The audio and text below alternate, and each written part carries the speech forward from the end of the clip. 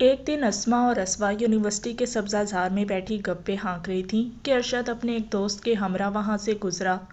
اس دن اسما اور اسوا دونوں نے اتفاق سے سرخ لباس پہنا ہوا تھا۔ ارشد اپنے دوست کو مخاطب ہوا، ممنون یار، کہیں سبز گھاس کو آگ ہی نہ لگ جائے، اتنی تپش تو لوہے کو پگھلا دیتی ہے۔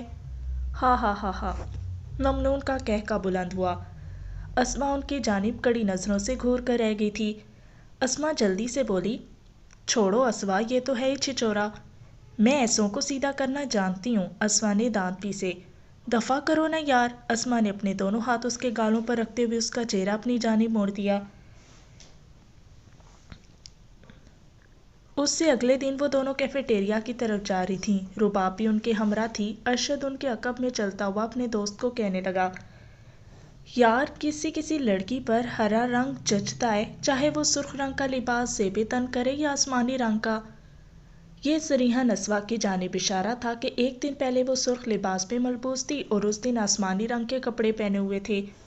اسما اور رباب اسوا کی طبیعت سے اچھی طرح واقف تھیں۔ کسی بھی قسم کی بدمزگی کو ختم کرنے کے لیے دونوں نے ایک دم اسوا کے بازوؤں سے تھام لیا اور اسوا فقط خون کے گھونٹ بھر کر رہ گئی۔ ارشد کی طرف سے اس طرح کے اشارے کنائے روز کا معمول بنتے جا رہے تھے۔ اسوا کی خاموشی سے وہ اور شیپ آ گیا تھا اور اسوا کو دونوں سہیلیاں قابو کیے ہوئے تھیں۔ خاص کر وہ اسما کی تو کوئی بات ٹالتی ہی نہیں تھی، کیونکہ عمار کے متعلق گفتگو کے دوران ایک دن اسما کے حق میں یہ کہتے ہوئے دستبردار ہو گئی تھی کہ اسوا بہن میں اسے چاہتی ہوں، مگر اس کے دل پر میری پیاری سہیلی اسوا کا قبضہ ہے، اور کسی کی قبضہ کی ہوئی چیز کے حصول کی تمنا نری بے وقوفی ہے۔ اس دن کے بعد اسوا کے دل میں اس کی محبت بہت بڑھ گئی تھی، مگر ایک دن تو حد ہی ہوگی۔ پروفیسر ہاشم اپنا لیکچر ختم کر کے کلاس روم سے باہر نکلا۔ دوسرے پروفیسر کی آمد سے پہلے ارشد نے بآواز بلند اپنے ساتھ بیٹھے دوست کو کہا، ممنون، جی چاہتا ہے کسی کالے کپڑے والی لڑکی کو اٹھا کر دنیا کے اس ٹکڑے چلا جاؤں جہاں بندہ ہو نہ بندے کی ذات۔ اسوا کالے لباس میں ملبوس تھی، اس کے علاوہ کسی لڑکی نے کالا لباس پہنا ہوا نہیں تھا۔ وہ غصے میں پھپھرتے ہوئے اس کی جانب بڑھی، یو باسٹرڈ، تمہاری یہ جرت! اسما نے لپک کر اسے تھامنے کی کوشش کی، مگر وہ ارشد کی کرسی تک پہنچ گئی تھی۔ اسما نے ارشد کو تھپڑ مارنے کے لیے ہاتھ گھمایا، مگر اس کا ہاتھ ارشد نے ہوا ہی میں جکڑ لیا۔ اس کے ساتھ وہ پرنخوت لہجے میں بولا، مس اسوا، ہر کوئی عمار کی طرح بھیڑ نہیں ہوتا۔ چھوڑو میرا ہاتھ کمینے! اسوا نے اپنی کلائی اس کی گرفت سے آزاد کرانی چاہی، مگر ایک نازک لڑکی جوان مرد کا مقابلہ تو نہیں کر سکتی تھی۔ اسی وقت اسما بھی ان کے قریب پہنچ گئی تھی۔ اس نے ارشد کے ہاتھ کو اسوا کی کلائی سے علیحدہ کرتے ہوئے واپس جھٹکا اور طیش بھرے لہجے میں بولی، شرم تو نہیں آتی ہوگی ایک لڑکی سے ہاتھا پائی کرتے؟ وہ بھی گرجتے ہوئے بولا، تو کیا چپ چاپ چہرے پر تھپڑ کھا لوں؟ میں عمار کی طرح بے غیرت نہیں ہوں۔ اسوا اس سے جواب دیتے ہوئے چلائی، تم جیسا گھٹیا انسان عمار کی طرح ہو بھی نہیں سکتا۔ گھٹیا ہوگی تم، تمہارا پورا خاندان۔ ارشد بھری کلاس میں خاموش رہ کر دوسرے کے مذاق کا نشانہ نہ بننا چاہتا تھا۔ تمہیں جرت کیسی ہوئی مجھ پر آواز کسنے کی؟ یار یہ کیا بےہودگی ہے، کچھ ہوش کے ناخن لو! دو تین لڑکے زبردستی ان کے درمیان میں آ گئے تھے۔ اسما اور رباب بھی اسوا کو اپنی نشست کی طرف کھینچ کر لے گئی تھیں۔ مسٹر ارشد، ساری غلطی تمہاری ہے۔ مدثر ارشد کو مخاطب ہوا، تم اس سے پہلے بھی مس اسوا پر آوازیں کستے رہتے ہو۔ اپنے کام سے کام رکھو محترم عاشق صاحب، میں جانتا ہوں تم کن چکروں میں ہو۔ شاید ان کی تند و تیز گفتگو مزید بھی جاری رہتی، مگر پروفیسر فرقان کی آمد نے انہیں خاموش ہونے پر مجبور کر دیا تھا۔ اسوا نے بامشکل آدھا لیکچر سنا اور پھر پروفیسر فرقان کو سر درد کا بہانہ کرتی ہوئی کلاس روم سے باہر نکل آئی۔ پارکنگ میں آتے ہی وہ موبائل فون نکال کر اپنے والد کو کال کرنے لگی اور پھر والد کی جی پاپا کی جان سنتے ہی وہ گلوگیر لہجے میں ساری تفصیل سنانے لگی۔ یہ وہی بدبخت ہے نا جس نے ایک بار پہلے بھی بدتمیزی کی تھی؟ نہیں پاپا، یہ وہ نہیں ہے، اس کا باپ غالباً پراپرٹی کا کام کرتا ہے اور بیٹا پوری کراچی کو اپنی جاگیر سمجھتا ہے۔ تم فکر نہ کرو، میں ابھی انسپکٹر راحیل کو کال کرتا ہوں، وہ اسے بھی دیکھ لے گا اور اس کے باپ دادا کو بھی۔ جی پاپا کہہ کر اس نے رابطہ منقطع کر دیا۔ उस इंस्पेक्टर से वो पहले भी मिल चुकी थी जब उसने अमार को गिरफ्तार कराया था। वो इंस्पेक्टर का इंतज़ार करने के लिए अपनी कार में बैठ गई।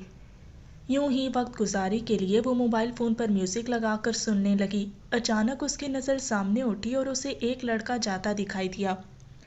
उसका दिल ज़ोर से धड़का। उसे यूं लगा कि वो अमार है। वो उसके पीछे जाने के लिए जल्दी से कार से बाहर निकली। मगर उसी वक्त उसका मोबाइल बजने लगा। नामालूम नंबर से कॉल आ रही थी। एक दफ़ा वो कॉल को नज़रअंदाज करने लगी थी, लेकिन फिर उसने सोचा शायद इंस्पेक्टर हो। अटेंड करने पर उसका अंदाज़ा सही साबित हुआ था। उसकी यस के जवाब में इंस्पेक्टर की मोतबाना आवाज़ आई, मैडम जी, इंस्पेक्टर राहील अर्ज़ कर रहा हूँ। इंस्पेक्टर साहब, मैं पार्किंग में आपके मुंतज़िर हूँ। उसे कहकर वो जल्दी से पार्किंग से बाहर निकली, मगर मतलूबा आदमी गायब था। शायद मेरा वहम हो, उसने मायूसी से सोचा। आखिर वो यहाँ क्यों आएगा? दिल के किसी नहा कोने से एक मध्यम सी आवाज़ निकली, शायद तुम्हें देखने आया हो। ये सोचते ही वो तंज़िया अंदाज में हंस पड़ी थी। दोबारा कार के पास पहुंचकर वो इंस्पेक्टर का इंतज़ार करने लगी। इंस्पेक्टर के पहुंचने तक असवा की क्लास की छुट्टी हो गई थी। असवा ने अरशद की निशानदेही की, जो उस वक्त अपनी कार में बैठ रहा था। ठीक है मैडम, आप बेफिक्र हो जाएं, बस ये बता दें कि उसे थाने लेके जाना है या आपके दौलत खाने पर। थाने ले जाकर उसकी अच्छी खातिरदारी करो और उस वक्त तक नहीं छोड़ना जब तक मैं या पापा आपको बता नहीं देते। इंस्पेक्टर ने एक मर्तबा फिर यस मैडम कहा और अपनी जीप की तरफ बढ़ गया। यकीनन वो अरशद को यूनिवर्सिटी से बाहर गिरफ्तार करना चाह रहा था। अरशद ने भी पुलिस इंस्पेक्टर को असवा के साथ बात करते देख लिया था। वो उजलत में यूनिवर्सिटी से निकला, मगर ये उसकी भूल थी कि वो पुलिस को चकमा देने में कामयाब हो जाएगा। यूनिवर्सिटी से फरलॉन्ग पर दूर ही इंस्पेक्टर ने उसे धर लिया था। जी इंस्पेक्टर साहब, उसने बावकार अंदाज में कार का शीशा नीचे करते हुए पूछा। आपको हमारे साथ थाने चलना होगा। खैर तो है, उसका पुरएतमाद अंदाज बरकरार रहा। ये बात वहाँ जाकर होगी, कहकर इंस्पेक्टर उसके साथ ही कार में बैठ गया। पुलिस की जीप के पीछे पीछे चलते रहो। इंस्पेक्टर साहब, यहाँ भी मुकमुका हो सकता है। उसने कार आगे बढ़ाने की कोशिश नहीं की थी। तुम्हें शायद इज्जत से जाने में कोई कबाहत हो रही है। इंस्पेक्टर का लहजा ऐसा नहीं था कि वो मजीद वहाँ रुका रह सकता। उसने अपनी कार पुलिस की जीप के पीछे लगा दी। इंस्पेक्टर साहब, याद रखना मैं मुल्क ताहिर जवाद का बेटा हूँ। और उसकी बात मुकम्मल होने से पहले इंस्पेक्टर राहील का हाथ उसकी गर्दन पर पड़ा। दोबारा आवाज़ निकाली तो कार के पीछे बांधकर दौड़ाता हुआ थाने तक ले जाऊंगा। अरशद होंठ भींचकर खामोश हो गया और थाना आने तक खामोश रहा। थाने के अहाते में जीप रोकते ही सिपाही अरशद कार के पास आ गए थे। अरशद की नज़र असवा की कार पर जा रुकी, जो उनसे पहले वहां पहुंच चुकी थी। इंस्पेक्टर ने भी असवा की कार पे जान ली थी। उसने सिपाहियों को इशारा किया और वो अरशद को बेदर्दी से धकेलते हुए थाने में दाखिल हुए। इसे हवालात में बंद करके इसकी खातिर मदारत करो, सिपाहियों को कहते हुए अपने दफ्तर की जानिब बढ़ गया, जहां असवा मुंतजिर बैठी थी। मैडम, आपने क्यों जहमत की? वो अपनी कुर्सी संभालते हुए खुशामदाना लहजे में बोला। इंस्पेक्टर साहब, इसे किसी सूरत में भी रिहा नहीं होना चाहिए और ना इसकी खातिर मदारत में कोई कमी होनी चाहिए। बाकी आपकी इस कारकर्दगी पर पापा के अलावा मेरी तरफ से भी खसूसी इनाम मिलेगा। मैडम, आपकी खुशनुदी ही मेरे लिए इनाम है और आप फिक्र ही ना करें। उसका तो वो हाल करेंगे कि आइंदा नस्लों को भी नसीहत करेगा कि किसी लड़की को ना छेड़ना। अच्छा चलो मेरे साथ, में उसे एक नज़र देखकर वापिस जाऊंगी। जी मैडम, कहकर वो असफा के साथ हो लिया। जब वो हवालात के दरवाजे पर पहुंचे, सिपाहियों ने ठुड्डे थप्पड़ मार मार कर अरशद का हुलिया बिगाड़ दिया था। अरे ये आप लोग क्या कर रहे हैं? असफा ने मसनूई अफसोस भरे अंदाज में सर हिलाया। आप लोग जानते नहीं अरशद साहब कितने बड़े आदमी हैं। मिस असफा, याद रखना मैं ज़्यादा देर यहाँ नहीं रहूँगा और बाहर निकलकर मैं देख लूँगा तुम्हारे साथ भी। अरशद नफरत भरे लहजे में चिल्लाया था। सुन लिया इंस्पेक्टर साहब? असफा इंस्पेक्टर को मुखातिब हुई। ये आपके सामने एक शरीफ लड़की को धमकियां दे रहा है। इसी बात से आप अंदाज़ा लगा लें कि इसने यूनिवर्सिटी में मेरे साथ कितनी बदतमीज़ी की होगी। मैडम, बस आज की रात इंतज़ार कर लें। कल अगर इसके मुंह से ज़रा भी बकवास सुन लो तो मैं अपनी मूछें गधे के पेशाब से मूंद दूंगा। इंस्पेक्टर, याद रखना मैं लावारिस नहीं हूँ। वो इंस्पेक्टर को भी धमकी देने से बाज नहीं आया था। ओए, तुम लोग खड़े मुंह क्या देख रहे हो? इस मर्तबा इंस्पेक्टर सिपाहियों पर बरस पड़ा। वो असवा की बात करने की वजह से आराम से खड़े हो गए थे। इंस्पेक्टर की झाड़ सुनते ही चीलों की तरह अरशद पर चपटे, मगर असवा जल्दी से बोली, एक मिनट एक मिनट, और वो सारे चाबी भरे खिलौने की तरह एकदम साकित हो गए। इंस्पेक्टर साहब, इसकी इज्जत अफजाई रात को करना, बल्कि पूरी रात करना। फिल वक्त इसका मोबाइल फ़ोन इसके हवाले करो ताकि इसके दिल में कोई हसरत बाकी ना रहे। ये जिसको मर्जी है कॉल करे, उसे खुली छुट्टी है। ठीक है मैडम, इंस्पेक्टर सादतमंदी से बोला। और आपको जिस ऑफिसर का फ़ोन भी मौसूल हो उससे बहस नहीं करना, बस पापा जान को उस ऑफिसर के बारे में मतला कर देना। जी मैडम। इस मर्तबा भी इंस्पेक्टर ने मातहतों के अंदाज में सर हिलाया। ओके, मैं चलूँगी, उसे कहकर रस्मा अरशद को मुखातिब हुई। मिस्टर अरशद, तुम्हारे पास चंद घंटे हैं, अगर खुद को रिहा करा सकते हो तो खुश आमदीद। सुबह यूनिवर्सिटी में मुलाकात होगी, दूसरी सूरत में कल यहीं तुम्हारी बेबसी का तमाशा देखने आऊँगी। ये कहकर वो थाने से निकल आई। पहले महीने अमार को काफ़ी खसारा हुआ था। काम करने वाले आदमियों की उजरत उसे अपने पल्ले से देना पड़ गई थी, मगर वो हिम्मत हारे बगैर काम में जता रहा। आहिस्ता आहिस्ता उसका धंधा खसारे से निकलकर बराबरी की सतह पर पहुंचा और फिर मुनाफे की शाहराह पर गामजन हो गया। 6 माह के इख्तिताम पर उसने हिसाब किया तो वो 2 लाख के करीब मुनाफा कमा चुका था। इस दौरान उसे मज़ीद तजर्बा हासिल हो गया था और सब्ज़ी मंडी में उसके कई दोस्त भी बन गए थे जो बरस हा बरस ही उसी काम से मुंसलिक थे। उनसे बातचीत और उनके तजर्बे को देखकर उसे ये मालूम हुआ था कि वो इस मुनाफे को ज़्यादा से ज़्यादा चंद लाख तक मज़ीद बढ़ा सकता था। गोया सख्त मेहनत के बाद वो माहाना 1 लाख या उससे कुछ कम ज़्यादा मुनाफा कमा सकता था। और ये उसकी मंजिल नहीं थी, उसे दौलतमंद बनना था, इतना कि असलम शकूर खान की अमारत भी उसके सामने हीच हो, इतना कि असवा से उससे नज़रें न मिला सके। और ये दौलतमंदी मौजूदा कारोबार में मुमकिन नहीं थी। वो चुपके से उस काम से अलहदा हो गया। अगले दिन वो अपने बाप के सामने वजाहत कर रहा था। अबू जान, 6 माह में कमोबेश 2 लाख कमाने का मतलब है माहाना 30 से 35 हज़ार कमाना। और मैं अगर जान तोड़ कर मेहनत कर लूँ उसके बाद भी ये मुनाफा ज़्यादा से ज़्यादा लाख रुपए माहाना तक ले जा सकता हूँ, जबकि मेरी मंजिल उससे कई आगे है। तो बशीर अहमद सादगी से मुस्तफसर हुआ।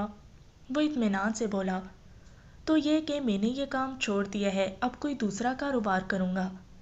बड़ी मेहरबानी कि तुमने मुझे इतना बताना तो गवारा कर लिया। बशीर अहमद ने मुंह बनाया। अब्बू जान, आप तो बस खामखाई खफा हो जाते हैं। मैं कोई बेकार नहीं बैठ रहा, बल्कि एक और कारोबार ढूंढ लिया है मैंने। मुझे सुनकर अच्छा लगेगा। अबू जान, मेरे पास 27 लाख के करीब रकम मौजूद है। मेरा इरादा है कि मैं 20 ऑटो रिक्शे खरीद कर किराए पर दे दूं। एक रिक्शे का माहाना किराया 8,000 के बाकदर मिलता है। गोया 20 रिक्शों का 1,60,000 मिल जाएगा। और इस रकम से एक और रिक्शा खरीद कर मैं बच जाने वाली रकम अकाउंट में जमा करता जाऊंगा।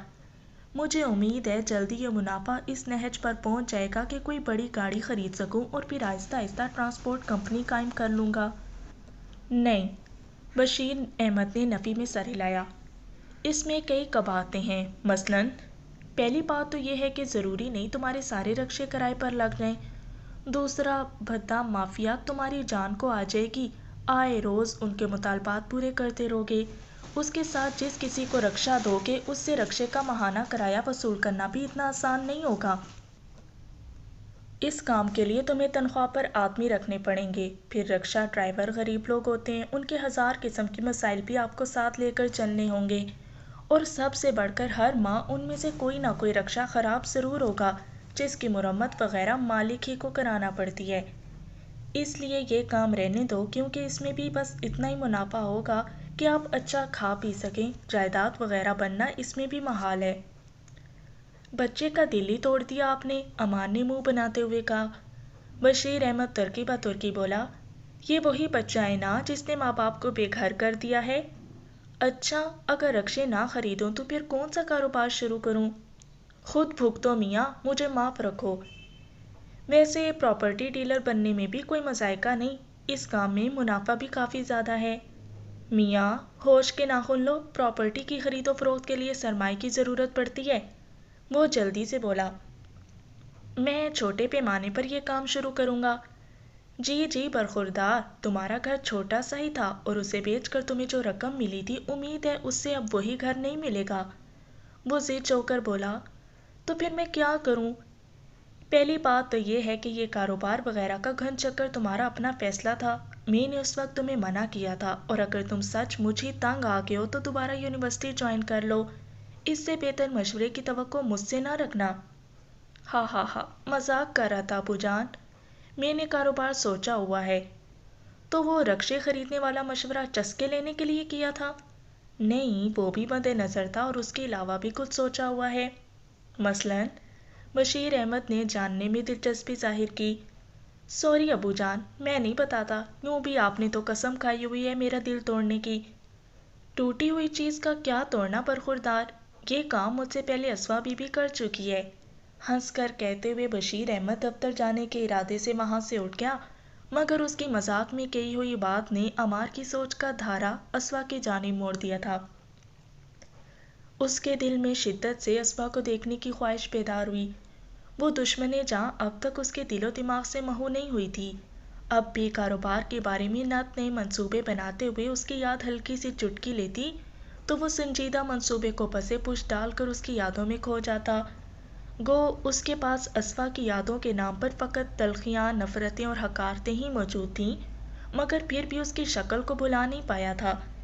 کسی مفکر کا قول ہے کہ انسان محبت کو بھلا نہیں سکتا، بس بھلانے کی اداکاری کر سکتا ہے۔ وہ دن اس کے آرام کا تھا، مگر اس نے آرام کرنے کے بجائے یونیورسٹی جانے کا ارادہ کر لیا۔ یونیورسٹی پہنچنے کا سب سے بہترین وقت وہی ہوتا جب اسوا چھٹی کر کے کلاس روم سے نکلتی تھی۔ اس وقت اس نے یقینی طور پر پارکنگ ایریا میں اپنی کار کے پاس آنا ہوتا تھا۔ وہ اس وقت یونیورسٹی پہنچا جب اس کی کلاس کا سیکنڈ لاسٹ پیریڈ شروع ہونے والا تھا۔ چونکہ کبھی کبھی اسوا ایک آدھ پیریڈ پہلے چھٹی کر لیتی تھی، اس لیے وہ ایسے وقت پہنچا کہ اگر وہ آخری پیریڈ اٹینڈ نہ کرتی تب بھی وہ اس کے دیدار سے اپنی نگاہیں سیراب کر لیتا۔ اپنے چہرے کے گرد اس نے مفلر لپیٹا ہوا تھا اور پھر وہ اس کی کار کے آس پاس کوئی مناسب جگہ تلاش کر ہی رہا تھا کہ اس نے دور سے اسوا کو آتے دیکھا۔ وہ کالے رنگ کے لباس میں کسی اور دنیا کی ہی مخلوق نظر آ رہی تھی۔ شانوں پر بکھرے کالے سے آبال دیکھ کر اس کے دل میں بے ساختہ کسی دل جلے کا شعر گونجا۔ سر سے گرتی ہیں تو شانوں پہ بکھر جاتی ہیں، تم نے زلفوں کو بڑا سر پر چڑھا رکھا ہے۔ پارکنگ میں داخل ہوتے ہی وہ اپنے سیل فون پر کسی کا نمبر ڈائل کرنے لگی۔ وہ جلدی سے ایک موٹر سائیکل کے اگلے پہیے کے ساتھ بیٹھ گیا۔ اگر اس وقت موٹر سائیکل کا مالک وہاں آ جاتا تو یقیناً عمار کی شامت آ جاتی، مگر اسوا کو قریب سے دیکھنے اور اس کی آواز سننے کی لگن اور شوق نے اس کے ذہن سے ہر اندیشہ محو کر دیا تھا۔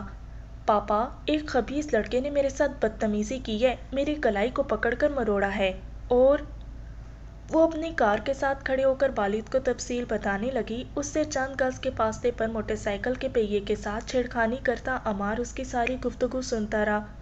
اسے ارشد پر غصہ آ رہا تھا جس نے اسوا کی نازک کلائی کو پکڑ کر مروڑا تھا۔ اپنی بات ختم کر کے وہ دوسری طرف کی بات سننے لگی اور پھر جواباً بولی، نہیں پاپا، یہ وہ نہیں ہے، اس کا باپ غالباً پراپرٹی کا کام کرتا ہے اور بیٹا پوری کراچی کو اپنی جاگیر سمجھتا ہے۔ یقیناً اس کے باپ نے عمار کے متعلق دریافت کیا تھا جو اسے وضاحت کرنا پڑی تھی۔ پھر اپنے والد کی بات سن کر اس نے جی پاپا کہہ کر رابطہ منقطع کیا اور اپنی کار میں بیٹھ کر کسی کا انتظار کرنے لگی، جبکہ عمار اس پر آخری نگاہ ڈال کر وہاں سے چل پڑا۔ اب مزید رک کر وہ اپنی پہچان کو یقینی نہیں بنانا چاہتا تھا۔ اگر اسوا اسے وہاں دیکھ لیتی تو شاید ارشد کے ساتھ اسے بھی حوالات کی سیر کرنا پڑتی۔ وہ بالکل نہیں بدلی تھی، وہی تیور، وہی مزاج، وہی غصہ، اور اتنی ہی پیاری جتنا کہ وہ اسے پہلی نگاہ میں لگی تھی۔ مسٹر تھانے دار، تمہیں جرأت کیسے ہوئی میرے بیٹے کو گرفتار کرنے کی؟ ارشد کے باپ ملک طاہر جو ادنیٰ تھانے میں داخل ہوتے ہی ہنگامہ کر دیا۔ انسپکٹر راحیل اطمینان سے اپنی کرسی پر بیٹھا اس کا واویلا سنتا رہا۔ تم جانتے نہیں ہو میں کون ہوں. میں ایک فون کال کر کے تمہاری پیٹی اتروا سکتا ہوں. اگر عزت مطلوب ہے تو فی الفور میرے بیٹے کو رہا کرو. اگر تمہارا غصہ اتر گیا ہو تو اپنا تعارف کرا دو. اس کی زبان کی بریک لگتے انسپکٹر راحیل سکون بھرے انداز میں پوچھا. میرا نام ملک طاہر جواد ہے اور پولیس نے بھیجا میرے بیٹے کو حوالات میں بند کر رکھا ہے. میں تم پر مقدمہ کر دوں گا. تو کرو، روکا کس نے؟ دیکھو انسپکٹر صاحب، یہ کوئی مناسب طریقہ نہیں. اس کے اطمینان بھرے انداز نے ملک طاہر کو سوچنے پر مجبور کر دیا تھا. ملک صاحب، مناسب کیا ہے اور غیر مناسب کیوں ہے میں اس بحث میں نہیں پڑنا چاہتا. آپ کے بیٹے سے جرم سرزد ہوا ہے اور سزا بہرحال بھگتنی پڑے گی. کیا جرم کیا ہے؟ اپنی کلاس فیلو لڑکی کے ساتھ مذاق کرنا کون سا جرم ہے؟ تو یہ بات آپ اس کو کیوں نہیں سمجھاتے جس کے ساتھ مذاق ہوا ہے؟ پولیس کا کام تو رپورٹ درج کرنا اور ملزم کو پکڑنا ہوتا ہے. اچھا چھوڑیں انسپکٹر صاحب، جرمانہ فیس بتائیں اور اس کیس کو یہیں دفن کریں. شاید یہ میرے لیے ممکن نہ ہو، انسپکٹر راحیل رکھائی سے بولا. مطلب مفت رہا کرنے کا ارادہ ہے؟ نہیں ملک صاحب، ایسا کوئی ارادہ ہے ہی نہیں. میرا خیال ہے ایس پی صاحب سے بات کرنا پڑے گی. اب تک کر لینی چاہیے تھی. انسپکٹر راحیل کے اطمینان میں کوئی فرق نہیں آیا تھا. سرائکی کی کہاوت ہے کہ بھینس کا بچہ اینٹی کے زور پر کودتا ہے، اور انسپکٹر راحیل کی اینٹی بہت مضبوط تھی. ملک طاہر موبائل فون نکال کر کوئی نمبر ڈائل کرنے لگا. وعلیکم السلام. جی ایس پی صاحب، کیسے ہیں آپ؟ بس ایک چھوٹا سا مسئلہ درپیش ہے. انسپکٹر راحیل اس کی یک طرفہ گفتگو سنتا رہا. ساری تفصیل سنانے کے بعد اس نے اپنا موبائل فون انسپکٹر راحیل کی جانب بڑھایا. ایس پی صاحب آپ سے بات کرنا چاہتے ہیں. موبائل فون لے کر وہ مؤدبانہ لہجے میں بولا. جی سر، انسپکٹر راحیل عرض کر رہا ہوں. راحیل صاحب، ملک طاہر میرے بہت اچھے دوست ہیں، امید ہے آپ ان کا خیال رکھیں گے. سر جی، آپ کا حکم سر آنکھوں پر. میں ملک صاحب کو کبھی بھی آپ کو کال کرنے کی زحمت نہ دیتا، مگر مسئلہ یہ ہے کہ اس کے بیٹے نے اسلم شکور خان کی بیٹی کو چھیڑا ہے، اور سیٹھ صاحب سے تو آپ واقف ہی ہوں گے. اوہ، ایس پی کی تحیر بھری آواز ابھری. اوکے راحیل صاحب، شکریہ، آپ جانیں اور آپ کا کام. یہ لیں ملک صاحب، اس نے موبائل فون اس کی جانب بڑھاتے ہوئے کہا. اب آپ یوں کریں کہ ڈی آئی جی یا پھر براہ راست آئی جی صاحب کو شکایت کر لیں. یہ بات انسپکٹر راحیل نے مزاحیہ لہجے میں کہی تھی، مگر بات ایسی تھی کہ ملک طاہر جواد سرتاپا سلگ کر رہ گیا. اس کے چہرے پر خفت و ذلت کے آثار دیکھ کر انسپکٹر راحیل نے ہمدردانہ انداز میں مشورہ دیتے ہوئے کہا. ملک صاحب، دائیں بائیں ٹانک ٹوئیاں مارنے سے بہتر ہے کہ آپ خود جا کر اسلم شکور صاحب سے مل لیں. وہ کیا بھلی سی کہاوت ہے، لاٹھی اور بھینس والی. تو بھائی، اب لاٹھی اسلم شکور صاحب ہی کے ہاتھ میں ہے، اس لیے پولیس کے کسی عہدیدار نے آپ کی بات نہیں سننی. انسپکٹر صاحب، اس بات کی کیا ضمانت ہے کہ میرے جانے کے بعد آپ تفتیش کے نام پر میرے بیٹے کو زد و کوب نہیں کریں گے؟ تفتیش تو آپ کی موجودگی میں بھی ہو سکتی ہے، بلکہ ہوگی، کیونکہ اس کام کے ہمیں پیسے ملے ہیں. میں آپ کو منہ مانگی رقم ادا کر سکتا ہوں. ملک صاحب، آپ دیر کر رہے ہیں. ہو سکتا ہے اسلم شکور صاحب آپ کی بات مان جائیں. باقی جہاں تک میرا تعلق ہے تو میری آپ سے ذاتی دشمنی نہیں ہے، میں تو بس حکم کا غلام ہوں. اس مرتبہ بات ملک طاہر جواد کی سمجھ میں آ گئی تھی. وہ مستفسر ہوا. کیا آپ اس کے گھر کا پتہ بتا سکتے ہیں؟ کیوں نہیں، انسپکٹر راحیل نے اسلم شکور کی کوٹھی کا محل وقوع دہرا دیا. کیا آپ کی ملاقات پہلے سے طے ہے؟ اسلم شکور خان کا چوکیدار ملک طاہر سے مستفسر ہوا. نہیں، لیکن آپ خان صاحب کو بتا دیں کہ ملک طاہر جواد پراپرٹی ڈیلر آیا ہے. جی اچھا کہہ کر چوکیدار انٹرکام پر اپنے کسی سینئر کو یہ بات بتانے لگا. 4-5 منٹ بعد انٹرکام کی گھنٹی بجی. چوکیدار نے کال اٹینڈ کی اور جی اچھا کہہ کر اس نے ریسیور واپس کریڈل پر رکھا اور باہر نکل آیا. ملک طاہر جواد کی کار کی سرسری تلاشی لے کر اس نے دروازہ اس کے لیے کھول دیا. وسیع و عریض کوٹھی میں داخل ہو کر ملک طاہر جواد سرخ بجری کی چوڑی روڈ پر آگے بڑھتا گیا. روڈ کے اختتام پر گیراج بنا تھا جس میں اس وقت 4 قیمتی گاڑیاں کھڑی تھیں. اپنی کار گیراج سے باہر کھڑی کر کے وہ نیچے اترا. اسی وقت ایک معزز سے جو جوان نے آگے بڑھ کر مسافے کے لیے ہاتھ بڑھایا تھا. السلام علیکم سر، میرا نام احتشام ہے اور میں اسلم شکور خان صاحب کا پرسنل سیکرٹری ہوں۔ وعلیکم السلام، میں ملک طاہر جواد، وہ اس کا ہاتھ تھامتے ہوئے جواباً بولا۔ سر، آپ کی آمد کی غرض وغایت جان سکتا ہوں؟ وہ مختصراً بولا، ساتھی کام ہے۔ ایک لمحہ سوچنے کے بعد احتشام سر ہلاتا ہوا بولا، آئیں سر۔ ملک طاہر خاموشی سے اس کے پیچھے ہو لیا۔ تھوڑی دیر بعد وہ سجے سجائے پرتعیش ڈرائنگ روم میں موجود تھا۔ اسے وہاں بٹھا کر احتشام اسلم شکور خان کو اطلاع دینے چلا گیا۔ چند منٹ بعد ایک ملازم چائے اور مختلف لوازمات سے بھری ٹرالی کے ساتھ نمودار ہوا اور ملک طاہر کے سامنے سینٹر ٹیبل پر اس نے خاموشی سے لوازمات سجانے شروع کر دیے۔ سر، چینی کتنی ڈالوں؟ چائے بناتے ہوئے اس نے مؤدبانہ لہجے میں پوچھا۔ 1 چمچ۔ چائے بنا کر اس نے ملک طاہر کے سامنے رکھی اور جس خاموشی سے آیا تھا اسی طرح واپس لوٹ گیا۔ وہ بمشکل چائے کی پیالی ختم کر سکا تھا کہ اسلم شکور خان موسم کی مناسبت سے ہلکا پھلکا لباس پہنے نمودار ہوا۔ گو ملک طاہر اسے پہلی بار دیکھ رہا تھا، مگر اس کی پررو شخصیت نے بغیر کسی شائبے کے اپنی پہچان کرا دی تھی۔ وہ احتراماً کھڑا ہو گیا۔ بیٹھو، اس سے مصافحہ کر کے اسلم شکور نے بھی اس کے سامنے نشست سنبھال لی تھی۔ شکریہ سر، کہہ کر وہ بیٹھ گیا۔ جی، اسلم شکور نے اسے بات کرنے کا اشارہ کیا۔ خان صاحب، میں ارشد کا والد ہوں۔ ارشد؟ اسلم شکور کے لہجے میں حیرانی تھی۔ جی ارشد، آپ کی بیٹی کا کلاس فیلو ہے۔ اوہ، کہیں یہ وہ تو نہیں جس نے بیبی سے بدتمیزی کی ہے؟ اسلم شکور خان تیکھے لہجے میں مستفسر ہوا۔ جی، آپ کو تو یہی اطلاع ملی ہوگی، مگر اصل میں تو یہ مسائل نوجوانوں کے روز کا معمول ہے۔ مجھے یہ اطلاع اپنی بیٹی سے ملی ہے۔ کیا وہ جھوٹ بول رہی ہے؟ نہیں سر، جھوٹ نہیں بول رہی، وہ بھی حق بجانب ہے، کیونکہ جب غصہ آئے تو پھر انسان کچھ بھی کر سکتا ہے۔ غصہ کسی وجہ سے ہی آتا ہے۔ خان صاحب، نوجوانوں کو غصہ بھی ذرا سی بات پر آتا ہے اور پھر راضی بھی جلدی ہو جاتے ہیں۔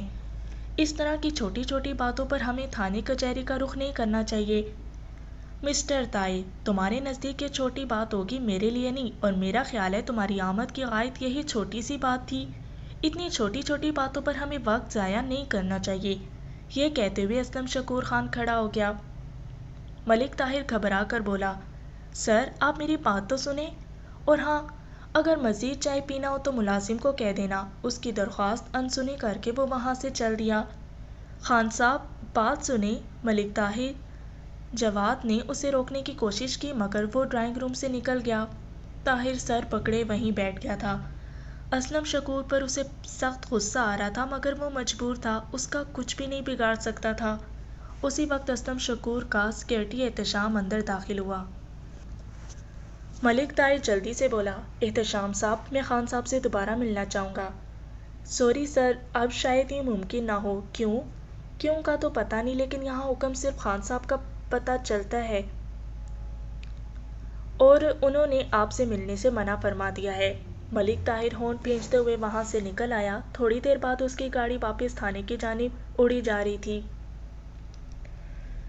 اس کا والد بھرپور کوشش کے باوجود اسے رہا کرانے میں ناکام رہا تھا۔ انسپکٹر راحیل کا دل نہ تو اس کی منتوں سے بسیجا تھا اور نہ اس کی دھمکیوں سے خوفزدہ ہوا تھا۔ مجبوراً اسے اپنے بیٹے کو پولیس والوں کے رحم و کرم پر چھوڑ کر جانا پڑا تھا۔ کہیں بھی اس کی شنوائی نہیں ہو رہی تھی۔ اسلم شکور خان جیسے مگرمچھ کے سامنے اس کے سارے تعلقات، ساری سفارشیں، ساری دولت دھری کی دھری رہ گئی تھیں۔ رات گئے ارشد کو حوالات سے باہر نکال کر پولیس والے اسے تفتیش کے کمرے میں لے گئے تھے۔ وہ ارشد کی زندگی کی طویل اور بھیانک ترین رات تھی۔ پولیس والوں نے جانے کس کس جرم کا حساب لیا تھا۔ وہ کئی مرتبہ بے ہوش ہوا تھا، مگر وہ اس پر پانی کا جگ ڈال کر پھر جگا لیتے تھے۔ اس کی ساری اکڑفوں، ساری شیخی، ساری بھڑکیاں کراہوں اور آہوں میں بدل گئی تھی۔ رات کے 2 بجے انسپکٹر راحیل عقوبت خانے میں داخل ہوا اور اس کے اشارے پر ارشد کو زدوکوب کرتے دونوں سپاہیوں کے ہاتھ چابی کے کھلونے کی طرح ساکت ہو گئے۔ ملک صاحب، شاید اب تمہیں پتہ چل گیا ہوگا کہ میڈم سے کس طرح گفتگو کرنا ہے۔ وہ بولنے کے قابل نہیں تھا، مگر سپاہیوں کے وحشیانہ تشدد سے بچنے کے لیے بوقت تمام بولا۔ مجھے معاف کر دو انسپکٹر صاحب، میرے باپ دادا کی توبہ، اگر اس کے بعد آپ کی مرضی کے خلاف ایک لفظ بھی بولوں تو گردن اتار دینا۔ گڈ، انسپیکٹر راہیل خوشی سے چہکا، مطلب اب تمہیں آرام دینا پڑے گا۔ جواباً وہ خشک ہونٹوں پر زبان پھیر کر رہ گیا۔ ویسے میں ضرور تمہیں آرام دے دیتا، مگر سوری یار، میڈم کا حکم تھا کہ پوری رات تمہاری سیوا کی جائے، اس لیے معافی چاہتا ہوں۔ اسے کہہ کر وہ جلاد سپاہیوں کی طرف متوجہ ہوا۔ اپنا کام جاری رکھو دوستو۔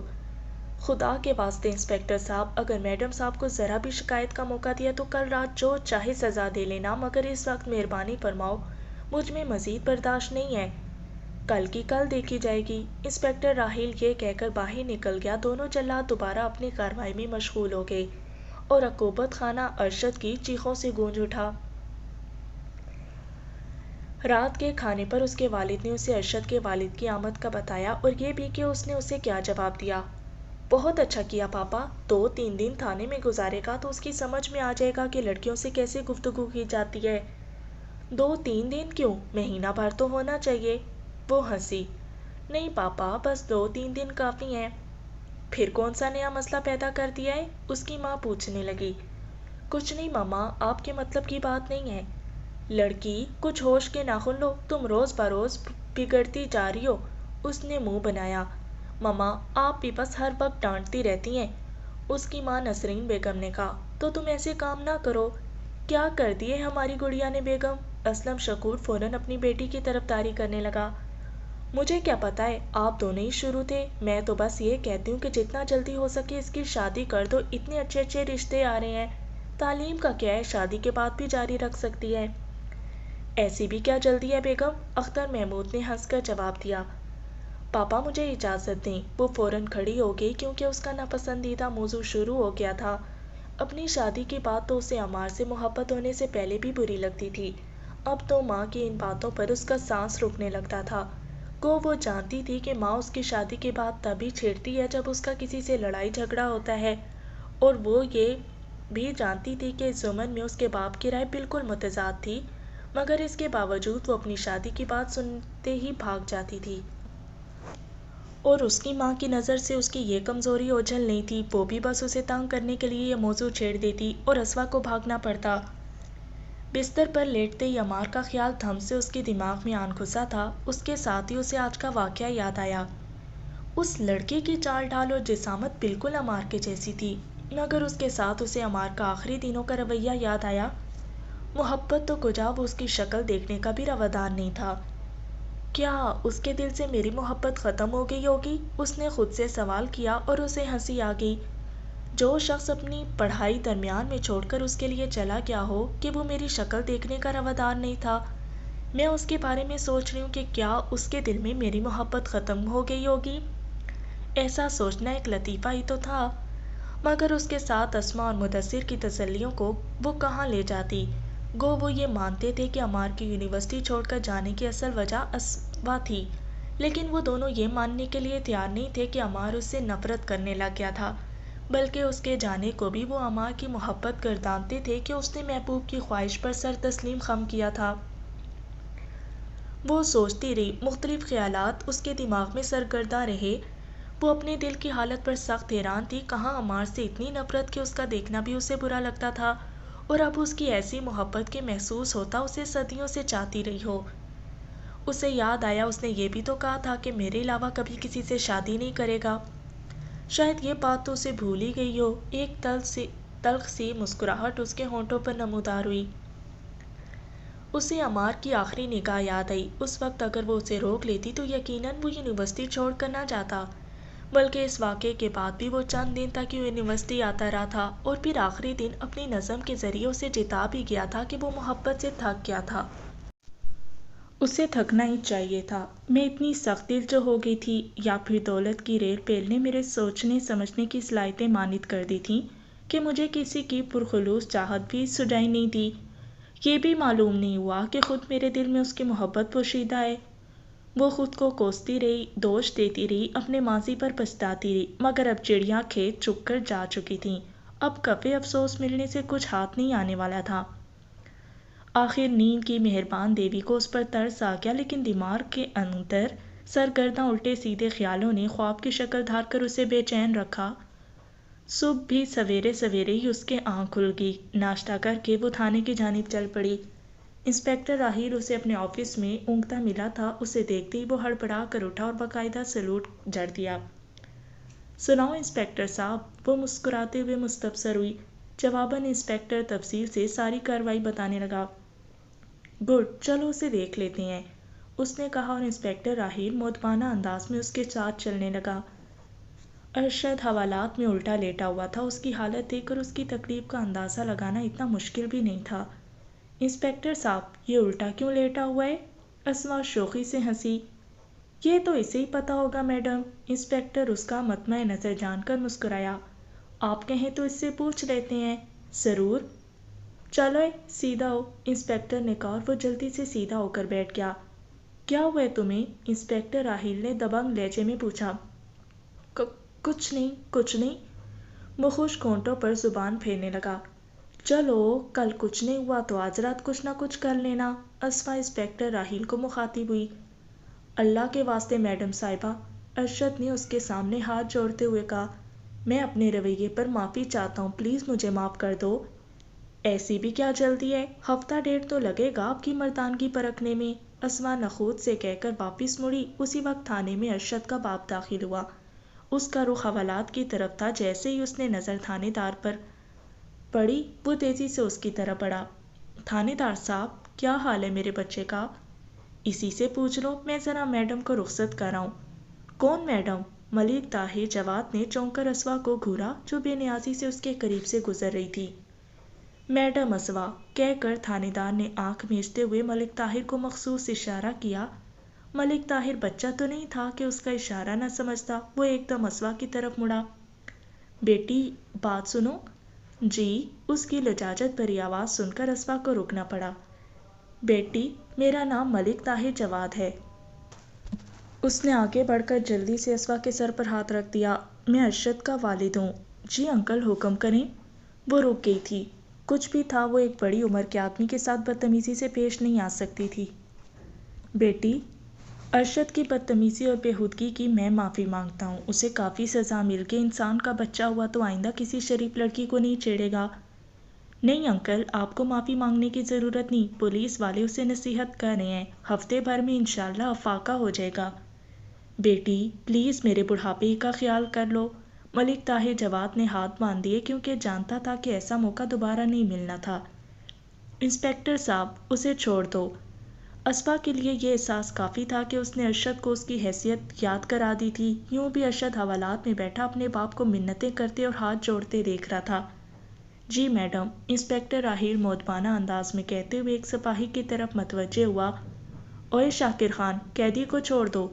تھینک یو بیٹی، ملک طاہر کے لہجے میں بظاہر شکر گزاری بھری تھی، مگر اس کے دل میں جو کچھ پوشیدہ تھا اس سے صرف وہ یا اللہ پاک کی علیم ذات واقف تھی۔ انسپکٹر صاحب، آپ میرے ساتھ آ جائیں۔ اسما نے ملک طاہر جواد کو جواب دینا ضروری نہیں سمجھا تھا۔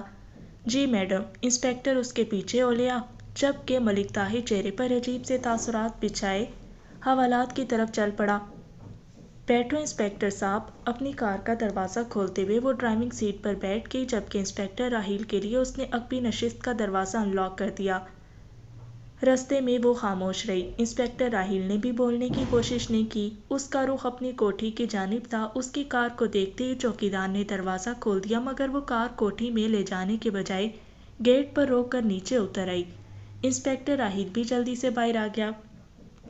انسپکٹر صاحب، آپ کا کام پسند آیا اور میرا خیال ہے آپ کے پاس ذاتی کار نہیں ہے تو یہ کار آپ کی ہوئی۔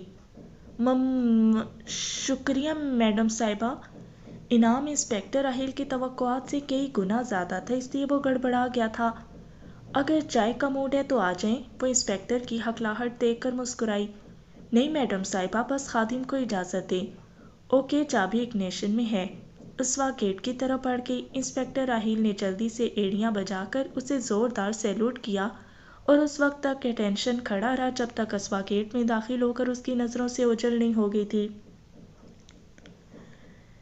کسی کو بھلانے کے لیے چند دن ہی کافی ہوتے ہیں۔ عمار تو جانے کب سے یونیورسٹی سے دور جا چکا تھا۔ اب تو کلاس فیلوز کو یاد ہی نہیں تھا کہ اس نام کا کوئی کلاس فیلو بھی ہوا کرتا تھا۔ البتہ اسما، اسوا اور مدثر کی یادوں میں وہ زندہ تھا۔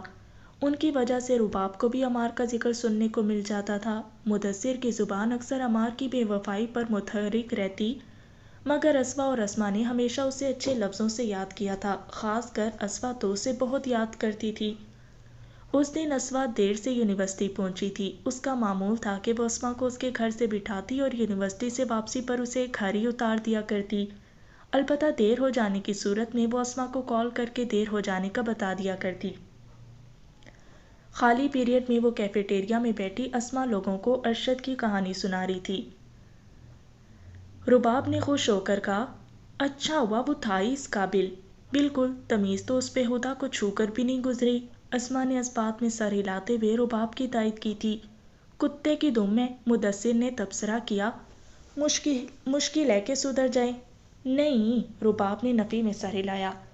ایسے لوگوں کا ٹیڑھا پن خود سے کم تر لوگوں کے لیے ہوتا ہے۔ جہاں برتر سے واسطہ پڑا، قدموں میں ڈھیر ہونے میں دیر نہیں کرتے۔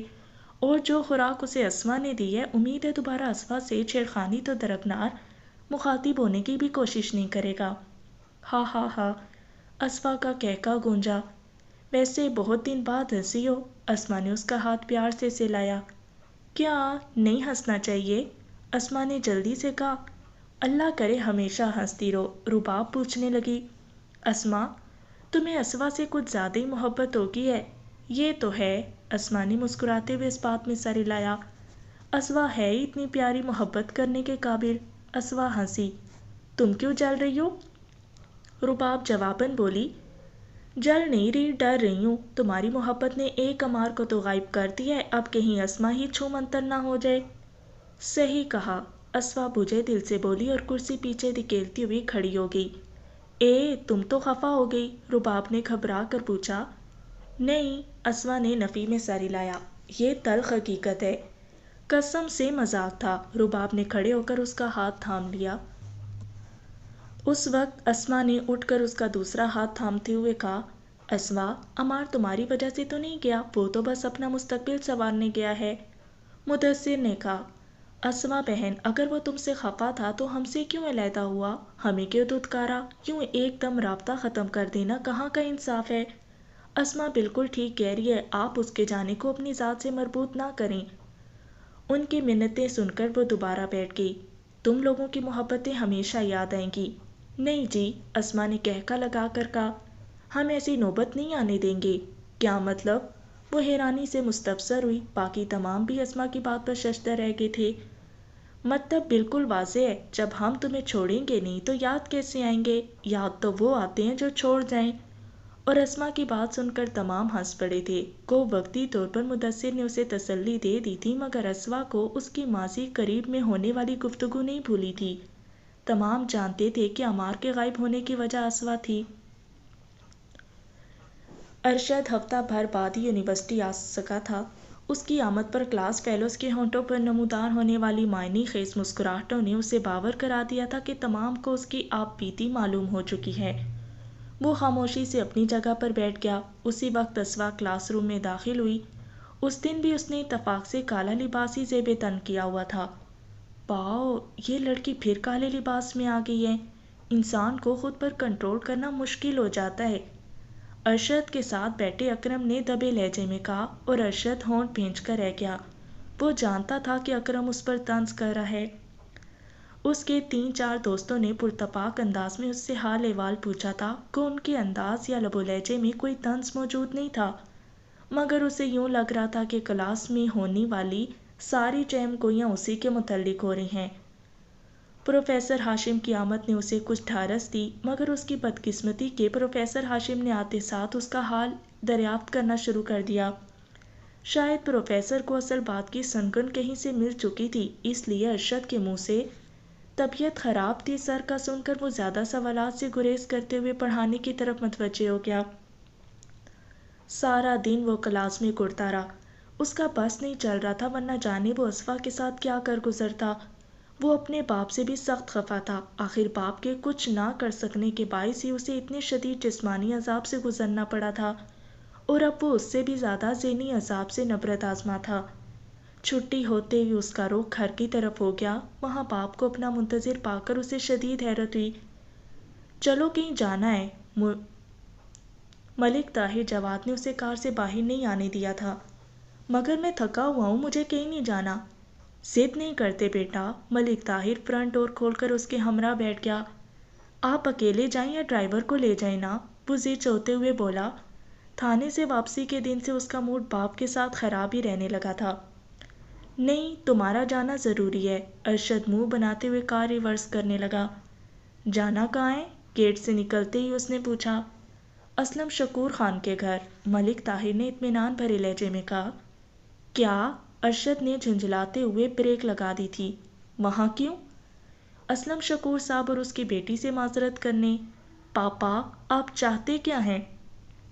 تمہارا بھلا۔ میری توہین سے کیسے میرا بھلا ہوگا؟ کیا تم بدلہ نہیں لینا چاہتے؟ ملک طاہر نے معنی خیز مسکراہٹ سے پوچھا۔ بدلہ لینے کے لیے میں ہر قیمت ادا کر سکتا ہوں، تو بس اپنے والد کے احکامات پہ چوں چراں مانتے جاؤ۔ اگر دل خوش نہ کر دیا تو اپنا باپ نہ کہنا۔ مگر پاپا۔ اگر مگر نہیں بیٹا، بس جو کہتا ہوں وہ کرتے جاؤ اور صبر کرو۔ ارشد نے منہ بناتے ہوئے سر کو جایا اور بے دلی سے کار آگے بڑھا دی۔ اسوا کے گھر کی طرف رہنمائی کرنے کے ساتھ ساتھ طاہر ملک اپنے بیٹے کو مختلف ہدایات بھی دیتا گیا۔ تھوڑی دیر بعد وہ اسلم شکور خان کی محل نما کوٹھی کے ڈرائنگ روم میں موجود تھے۔ ابھی تک وہ اپنی چائے بھی ختم نہیں کر پائے تھے کہ اسلم شکور ڈرائنگ روم میں داخل ہوا۔ اس کے پررعب چہرے پر ہلکی سی حیرانی بھی ہویدا تھی۔ باپ بیٹے نے کھڑے ہو کر اسے تعظیم دی۔ جی طاہر صاحب، کیسے تشریف آوری ہوئی؟ بیٹھتے ساتھ اسلم شکور مستفسر ہوا۔ خان صاحب معذرت کرنے حاضر ہوئے تھے۔ معذرت؟ جی خان صاحب، وہ پچھلے ہفتے اس بیوقوف نے نادانستگی میں بیبی کے ساتھ گستاخی کر دی تھی نا، تو حساب کتاب تو غالباً پولیس نے برابر کر دیا تھا۔ پولیس کی کارروائی اپنی جگہ سر، مگر اس کارروائی سے بیبی کے ساتھ ہونے والی گستاخی تو معاف نہیں ہو جاتی نا۔ بس اس لیے میں اسے اپنے ساتھ لے آیا ہوں تاکہ یہ آپ سے اور بیبی سے میرے سامنے معافی مانگے۔ اس کی کوئی ضرورت نہیں۔ اسلم شکور کے لہجے میں ہلکا سا تفاخر دہرایا۔ نہیں خان صاحب، جس طرح آپ ایک اعلیٰ و عرفہ خاندان سے تعلق رکھتے ہیں، اسی طرح ہماری خاندانی روایات بھی ہمیں یہ اجازت نہیں دیتی کہ کسی کی بہن بیٹی کی شان میں نازیبا لفظ یا کوئی اور گستاخی کرنے کا سوچ بھی سکیں۔ اور برخوردار نے سنا ہے اچھی خاصی بکواس کی تھی۔ میں اس کے حوالات سے رہا ہوتے ہی اسے لے آیا ہوتا، مگر پولیس نے اسے بستر سے اٹھنے کے قابل ہی نہیں چھوڑا تھا۔ آخری جملہ کہتے ہوئے ملک طاہر نے ہلکا سا کہکا لگایا تھا۔ اسلم شکور خان کے ہونٹوں پر بھی تبسم کھلنے لگا۔ زیادتی تو ہماری بیٹی کے ساتھ ہوئی تھی طاہر صاحب، تو بلائیں نا ہماری بیٹی کو۔ نہیں، بس آپ نے کہہ دیا اور ہو گیا۔ طاہر ملک شکوہ گنا ہوا۔ اس کا مطلب تو یہی ہے کہ آپ نے ہمیں دل سے معاف نہیں کیا؟ ارے نہیں بھی، ایسی کوئی بات نہیں، اسلم خان نے جلدی سے کہا۔ اگر آپ اصرار کرتے ہیں تو اسوا کو بلا لیتے ہیں، اور اس کے ساتھ ہی اس نے ملازمہ کو بلانے کے لیے گھنٹی بجا دی۔ ملازمہ نے ڈرائنگ روم میں داخل ہو کر پوچھا۔ جی صاحب جی، اسوا کو بلاؤ۔ ملازمہ دوبارہ جی صاحب کہہ کر واپس مڑ گئی۔ اور سنائیں، آپ کی صحت کیسی ہے؟ طاہر ملک کے لہجے میں خوشامد اور چاپلوسی کوٹ کوٹ کر بھری ہوئی تھی، اور فی زمانہ یہ لہجہ سامنے والے کو زیادہ متاثر کرتا ہے۔ اللہ کا شکر ہے ملک صاحب، ویسے ماشاءاللہ آپ نے اپنے کاروبار کو بہت اچھا سنبھالا ہوا ہے، ایک نام اور پہچان ہے آپ کی۔ پاکستان میں اور پاکستان سے باہر کاروباری حلقوں میں آپ کا نام نیک نامی کی علامت ہے۔ یقین مانے میرے تو آپ ہمیشہ سے آئیڈیل رہے ہیں۔ جس دن مجھے راشد کی بےہودگی کے بارے میں پتہ چلا، خدا قسم میرے تو پاؤں کے نیچے سے زمین نکل گئی تھی۔ اب جانے دے ملک صاحب۔ اسلم خان کے ہونٹوں پر اپنی تعریف سن کر ہلکی سی مسکراہٹ نمودار ہوئی۔ جو ہونا تھا وہ ہو چکا، جوان خون ہے، بے احتیاطی ہو جاتی ہے۔ اس سے پہلے کہ ملک طاہر اسے کوئی جواب دیتا، اسوا السلام علیکم کہتے ہوئے ڈرائنگ روم میں داخل ہوئی۔ وعلیکم السلام۔ طاہر نے جلدی سے اٹھ کر اس کے سر پر ہاتھ رکھ دیا۔ کیسی ہو بیٹی؟ ٹھیک ٹھاک انکل، کہہ کر اس نے باپ کے ساتھ نشست سنبھال لی تھی۔ راشد اور ملک طاہر کو دیکھ کر اسے کافی حیرت ہوئی تھی۔ بیٹی، یقیناً آپ ہمیں دیکھ کر حیران ہو رہی ہوں گی، اصل میں ہم اس لیے حاضر ہوئے تھے کہ آپ سے معذرت کر سکیں۔ ارشد نے اس دن جس بےہودگی کا مظاہرہ کیا تھا وہ قابل معافی تو نہیں، مگر پھر بھی آپ ایک اعلیٰ خاندان کے چشم و چراغ ہونے کی حیثیت سے یقیناً درگزر کا معاملہ کریں گی۔ نہیں نہیں انکل، ایسی کوئی بات۔ اسوا پریشانی تو ہو گئی تھی۔ نہیں، ایسی ہی بات ہے۔ ملک طاہر نے ارشد کو اشارہ کیا۔ وہ جلدی سے بولا، مس اسوا، میں تھانے میں بھی آپ سے معذرت کر چکا ہوں اور اب ایک مرتبہ پھر اپنی حرکت پر معافی کا درخواست ہوں۔ اٹس اوکے مسٹر ارشد، وہ خوش دلی سے بولی، جو گزر گیا اسے بھول جائیں۔ تھینکس گاڈ کہ اتنا بڑا مسئلہ آسانی سے حل ہو گیا۔ ملک طاہر دعائیہ انداز میں بولا، پاپا میں جا سکتی ہوں؟ جیسے تمہاری مرضی بیٹا، اسلم شکور خان خوش دلی سے بولا اور اسوا سر ہلاتی ہوئی اپنے کمرے کی جانب بڑھ گئی۔ سردیوں کی آمد تھی۔ کو کراچی میں اتنی سردی نہیں پڑتی مگر ہلکے پھلکے کوٹ اور سویٹر وغیرہ کی ضرورت بہرحال محسوس ہو ہی جاتی ہے۔ اس دن صبح کے وقت اس کی ماں ناشتہ اس کے سامنے رکھ کر اس کے والد کا کوٹ سلائی کرنے لگی۔ امی جان، ابو جان کو کہیں اب اس کوٹ کی جان بخشی کر دیں، پچھلے 10-15 سال سے وہ یہی کوٹ پہنتے آ رہے ہیں۔ اس سے پہلے کہ اس کی ماں کوئی جواب دیتی، بشیر احمد اندر آتے ہوئے بولا، برخوردار، تمہارا والد ایک کلرک ہے، تمہاری طرح بزنس مین نہیں ہے کہ کوئی اچھا کوٹ یا سویٹر خرید سکے۔ عمار نے منہ بنا کر کہا، بیٹے کو شرمندہ کرنے کا کوئی موقع ہاتھ سے نہ جانے دینا، اس میں جھوٹ ہی کیا ہے؟ پھیری لگانے والے بزنس مین کہنا جھوٹ نہیں تو اور کیا ہے؟ بشیر احمد ہنسا، اچھا کپڑا ڈیلر اب پھیری والا ہو گیا۔ عمار پچھلے 1 سال سے کراچی سے زنانہ و مردانہ کپڑے کے سوٹ چھوٹے شہروں کے دکانداروں تک پہنچا رہا تھا۔ اس مقصد کے لیے وہ پہلے مختلف شہروں میں جا کر وہاں کپڑے کی مارکیٹوں میں خوار ہوتا، یہاں تک کہ اسے چھوٹے موٹے دکانداروں کی طرف سے آرڈر ملنے شروع ہو گئے تھے۔ کپڑے کی ترسیل کے لیے اس نے ایک سیکنڈ ہینڈ ڈاٹسن بھی خرید لی تھی۔ بہت زیادہ محنت اور کوشش کے بعد بھی وہ ماہانہ 60-70 ہزار سے زیادہ منافع نہیں کما سکا تھا۔ شروع میں 10-15 ہزار سے شروع ہونے والا منافع 60-70 ہزار کی بلندی کو چھو کر جامد ہو گیا تھا، کیونکہ اس کی رسائی چھوٹے دکانداروں تک ہی تھی، بڑے ڈیلرز اسے منہ لگانے کے لیے تیار نہیں تھے۔ اب اس کام سے بھی اس کا جی کھٹا ہو گیا تھا۔ ابو جان، اس کام سے بھی ہاتھ کھینچ رہا ہوں۔ یار، کوئی کام تو ٹک کر کرو۔ بشیر احمد کے لہجے میں سنجیدگی تھی۔ پچھلے 3 سال میں تم نے 10-12 کاروبار کر کے دیکھ لیے۔ یہ پہلا کام ہے جسے تم نے سال بھر کا وقت دیا ہے، ورنہ ہر دوسرے-تیسرے ماہ تم نے کاروبار بدلی کیا ہوتا ہے۔ اس طرح تو تم ترقی نہیں کر سکتے۔ کوئی نہ کوئی کام مستقل بنیادوں پر شروع کرنا پڑے گا، تبھی تم ترقی کی راہ پر گامزن ہو سکو گے۔ آپ صحیح کہہ رہے ہیں ابو جان، لیکن کوئی ایسا کام ملے بھی تو صحیح جس میں ترقی کے مواقع نظر آئیں۔ بھلے ماس، مجھے تو اچھا کما لیتے ہو، اور کیا چاہیے؟ بس آپ کی دعا چاہیے ابو جان۔ اچھا، اب کیا ارادہ ہے؟ فی الحال نہیں سوچا، چند دن آرام کروں گا۔ چلو تم آرام کرو، میں تو گیا آفس۔ والد کے جانے کے بعد وہ تھوڑی دیر ماں سے گپ شپ کرتا رہا اور پھر گھر سے باہر نکل آیا۔ اس کا ارادہ مارکیٹ جا کر والد صاحب کے لیے کوٹ وغیرہ خریدنے کا تھا۔ کافی دیر وہ مختلف مارکیٹوں میں گھومتا رہا۔ ایک بڑی دکان میں خوبصورت لیدر جیکٹس دیکھ کر وہ اندر گھس گیا۔ آخر اسے اپنی پسند کی ایک خوبصورت جیکٹ نظر آ ہی گئی۔ اس نے جیکٹ کے ساتھ لگی پرائس سلپ دیکھی جس پر 1 روپیہ کم 6,000 کی رقم درج تھی۔ 3rd class. وہ جیکٹ اتارنے ہی لگا تھا کہ اسے اپنے عقب میں طنزیہ آواز سنائی دی۔ اس نے پیچھے مڑ کر دیکھا۔ ایک ادھیڑ عمر کا ایک کمزور سا آدمی نظر، جس کے چہرے پر بیزاری ہویدہ تھی۔ عمار مستفسر ہوا، آپ نے مجھے کچھ کہا ہے؟ ہاں، اس نے اس بات میں سر ہلایا۔ میں کہہ رہا ہوں 3rd کلاس کٹنگ ہے اس جیکٹ کی، اور سلائی دیکھو۔ وہ جیکٹ ہاتھ میں پکڑ کر عمار کو سلائی کی خامیاں دکھانے لگا۔ ڈیزائن بھی بیہودہ سا ہے۔ عمار خوش دلی سے مسکرایا، تو پھر آپ میری مدد کریں نا، میں نے ابو جان کے لیے کوئی اچھی سی جیکٹ خریدنا ہے۔ اچھی سی جیکٹ کا ملنا تو مشکل ہے، خاص کر ایسی جیکٹ تو نہیں مل سکتی جو میرے معیار پر پوری اتر سکے، البتہ گزارے لائی خرید کر دے سکتا ہوں۔ چلو گزارے لائی کی صحیح، عمار نے مسکرا کر اس کی حوصلہ افزائی کی۔ آؤ میرے ساتھ۔ وہ عمار کو لے کر اس دکان سے باہر نکل آیا۔ میرا نام عمار ہے، میں انوار الحق ہوں۔ اس نے جواباً تعارف کروایا۔ آپ کرتے کیا ہیں؟ وقت گزاری کے لیے عمار نے تعارف کا سلسلہ جاری رکھا۔ وہ اطمینان سے بولا، کچھ بھی نہیں۔ عمار نے ہنستے ہوئے کہا، مطلب میرے بھائیو، یعنی آپ بھی بے روزگار ہیں؟ اس کے سانولے چہرے پر ہلکا سا تبسم چھلکا۔ بالکل، عمار نے اس بات میں سر ہلا دیا۔ اسی طرح گپ شپ کرتے وہ اگلی مارکیٹ میں پہنچ گئے تھے۔ ایک دکان میں داخل ہو کر اس نے عمار کو لیدر کی چند جیکٹس دکھائیں جو عمار کو بہت پسند آئی تھیں۔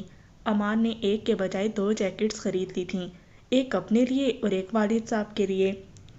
انوار الحق اجازت دے کر جانے لگا تو عمار نے اصرار کرتے ہوئے اسے چائے پینے کے لیے روک لیا۔ تھوڑی دیر بعد وہ ایک درمیانہ درجے کے ہوٹل میں چائے پی رہے تھے۔ ویسے آپ چمڑے کے جیکٹس کے بارے میں کافی معلومات رکھتے ہیں۔ معلومات؟ وہ طنزیہ انداز میں ہنسا۔ محترم، میں نے ساری زندگی اسی کام میں گزاری ہے۔ یعنی آپ لیدر جیکٹس کا کاروبار کرتے ہیں؟ عمار نے حیرانی سے پوچھا۔ نہیں، جیکٹس ڈیزائننگ وغیرہ کرتا ہوں۔ عمار نے حیران ہو کر کہا، تھوڑی دیر پہلے تو آپ کہہ رہے تھے کہ آپ بے روزگار ہیں۔ وہ تو ہوں، اور عمار کے چہرے پر حیرانی دیکھ کر وہ اپنی بات کی وضاحت کرنے لگا۔ بے روزگار اس لیے ہوں کہ میں اپنے اوپر مالک برداشت نہیں کر سکتا، میں کسی کے کہنے پر نہیں چل سکتا، خاص کر جب مجھے بے ایمانی اور دھوکہ دہی کرنے کا کہا جاتا ہے، اور خود میرے پاس اتنا سرمایہ نہیں ہے کہ اپنا کاروبار کر سکوں۔ اچھا، کہہ کر عمار گہری سوچ میں گم ہو گیا۔ کن سوچوں میں گم ہو گئے؟ خالی کپ ٹیبل پر دھرے ہوئے وہ جانے کے ارادے سے اٹھا۔ ایک منٹ انور صاحب، عمار نے اسے جانے سے روکا، آپ بیٹھیں۔ خیر تو ہے؟ عمار کے چہرے پر نظر آنے والے دبے دبے جوش نے اسے چونکا دیا تھا۔ آپ بیٹھیں تو صحیح۔ جی بولیں۔ وہ بیٹھ گیا تھا۔ ایک تجویز ہے۔ میں سمجھا نہیں، کیسی تجویز؟ اس کے لہجے میں حیرانی تھی۔ اگر ہم دونوں مل کر یہ کاروبار شروع کریں، میرا مطلب لیدر جیکٹس بنانے کا۔ وہ کہکا لگا کر ہنسا۔ بھولے بادشاہ، اس کے لیے پیسہ، کاریگر، سلائی مشین، لیبر اور پھر مارکیٹنگ کے لیے تعلقات اور بہت کچھ چاہیے ہوتا ہے۔ 30-35 لاکھ سے کام چل جائے گا؟ عمار نے کھوئے کھوئے لہجے میں دریافت کیا۔ چھوٹی سطح پر کر سکتے ہیں، مگر بہت زیادہ محنت کرنا پڑے گی، رقم ڈوب بھی سکتی ہے۔ عمار کو اس کی صاف کوئی پسند آئی تھی۔ وہ اعتماد سے بولا، دیکھیں انور بھائی، رقم میں لگاؤں گا، آپ اپنے ہر کام میں کسی کو بھی جواب دہ نہیں ہوں گے، تنخواہ آپ کی مرضی ہے جتنی بھی لیں، اور آپ اس پیشے سے منسلک رہ چکے ہیں، یقیناً ایماندار کاریگروں سے آپ کی واقفیت ہوگی، انہیں ڈھونڈیں اور بسم اللہ کرتے ہیں۔ عمار صاحب، آپ مجھے جانتے ہی نہیں ہیں، اور یوں ایک دم اتنی بڑی ذمہ داری، مجھے لگتا ہے آپ جلد بازی کر رہے ہیں۔ انور بھائی، میں پچھلے 3 سال سے مختلف قسم کے کاروبار کرتا آ رہا ہوں، مگر کوئی بھی ڈھنگ کا کاروبار نہیں ملا جو مجھے پسند آئے۔ آج پہلی مرتبہ مجھے بہتری کی کوئی امید نظر آ رہی ہے۔ میرا خیال ہے کوشش کرنے میں کوئی حرج نہیں۔ یعنی آپ کو میرا آرام کرنا بالکل پسند نہیں آ رہا؟ انوار الحق نے مسکرا کر کہا، ارادہ تو یہی ہے۔ عمار نے بھی جواباً مسکراہٹ اچھالی تھی۔ ویسے بھی ایک بے روزگار کو روزگار ڈھونڈ کر دینا کوئی غلط کام تو نہیں۔ میرے 2 بیٹے اسی کام سے وابستہ ہیں بھئی، اچھی گزر بسر ہو رہی ہے۔ عمار مسکرایا، چلو یہ تو اور بہتر ہو گیا کہ ہم 2 نہیں 4 ہیں۔ اس کے بعد وہ وہیں بیٹھ کر مستقبل کی منصوبہ بندی کرنے لگے۔ اس دوران انہوں نے دوپہر کا کھانا کھانے کے ساتھ 2 مرتبہ چائے بھی پی لی تھی۔ فون نمبرز کے تبادلے کے بعد اگلے دن سے انہوں نے باقاعدہ کام کا آغاز کرنے کا فیصلہ کیا۔ اس ضمن میں سب سے پہلے انہوں نے سلائی مشینوں کی خریداری کے ساتھ کوئی مناسب جگہ کرائے پر لینے کی بابت سوچا تھا کہ جہاں وہ باقاعدہ کام شروع کر سکتے تھے۔ آخر کب تک یہ لڑکی نانا کرتی رہے گی؟ نسرین بیگم اپنے شوہر اسلم شکور خان کو مخاطب تھی۔ بیگم، اس کی عمر ہی کتنی ہے؟ اسلم شکور نے منہ بنایا۔ واہ، MBA کر چکے اور عمر ہی کتنی ہے؟ والد صاحب نے میرے FA کرنے کے ساتھ ہی مجھے بیاہ دیا تھا۔ توبہ بیگم، وہ ہنسا۔ اچھا یہ بتاؤ، کوئی اچھا رشتہ ہے نظر میں؟ ہاں نا، وہ جلدی سے بولی۔ کل رخسانہ حمید سے بات ہو رہی تھی، اسی نے بتایا ہے، MNA کا بیٹا ہے، جدی پشتی جاگیردار ہے، سیاسی حلقوں میں اچھا نام ہے، کہہ رہی تھی اگلے الیکشن میں خود اس کے MNA بننے کی قوی امید ہے۔ اسلم شکور نے معنی خیز لہجے میں پوچھا، تو کیا مجھے ان کے گھر بیٹی کا رشتہ لے کر جانا پڑے گا؟ ایسا کب کہا میں نے؟ نسرین بیگم نے حیرانی سے پوچھا۔ جتنی بات آپ نے بتائی ہے اس سے تو میں یہی سمجھا ہوں۔ رخسانہ حمید کہہ رہی تھیں کہ اس سے لڑکے کی ماں کسی اچھے رشتے کی بابت پوچھ رہی تھی تو اس نے ہماری بیٹی کا نام لے دیا۔ ہاں چلو کوئی آئے تو صحیح نہ، پھر بات ہوگی۔ ہاں مگر آپ اپنی لاڈلی کو تو تیار کر لیں۔ اچھا میں اس سے بات کرتا ہوں، اس نے اس بات میں سر ہلا دیا۔